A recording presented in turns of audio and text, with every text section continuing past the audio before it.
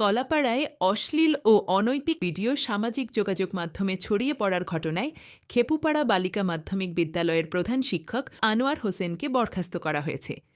গতকালের রাতে কলাপাড়া উপজেলা নির্বাহী কর্মকর্তা কাউসার হামিদ স্বাক্ষরিত এক আদেশে তাকে সাময়িক বরখাস্ত করা হয়। আদেশে বলা হয়, গত ১১ মার্চ থেকে প্রধান শিক্ষক আনোয়ার হোসেনের অশ্লীল ও অনৈতিক কর্মকাণ্ডের ভিডিও সামাজিক যোগাযোগ মাধ্যমে ছড়িয়ে পড়ে।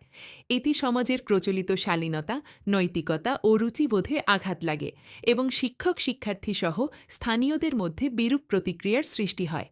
তার বিরুদ্ধে আর্থিক অনিয়ম, ক্ষমতার অপব্যবহার ও অসৎ আচরণের অভিযোগও রয়েছে। মাধ্যমিক ও উচ্চ মাধ্যমিক শিক্ষা বোর্ড বরিশালের নির্দেশনা এবং বেসরকারি শিক্ষা প্রতিষ্ঠানের গভর্নিং বডি ও ম্যানেজিং কমিটি প্রবিধানমালা ২০২৪-এর ৫৪-১ ধারা অনুযায়ী তাকে সাময়িক বরখাস্ত করা হয়েছে। তবে বরখাস্তকালীন সময়ে তিনি খোরপোশ ভাতা প্রাপ্য হবেন।